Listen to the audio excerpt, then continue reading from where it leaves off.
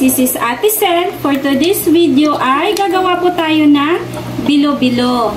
At ito na nga po guys, lagay lang natin yung mga sahog natin at pakukuluan lang natin yan hanggang lumambot. Ayan, sabay-sabay na po nating pakukuluan guys.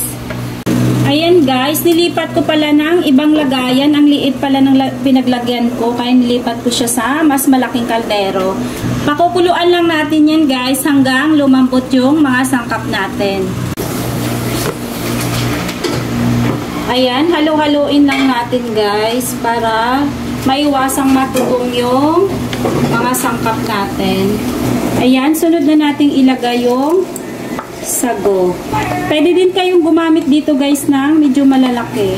Sa akin kasi mas gusto ko itong mga maliliit lang. Palalambutin lang natin ito.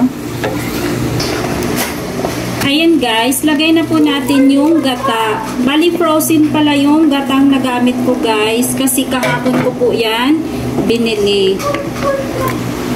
Then, halo-haloin lang natin ng very light. Ayan, magdagdag ako ng gata guys. Medyo nakulangan kasi ako sa gata natin eh. Ayan, lagay na natin yung mga ginawa nating bilo-bilo.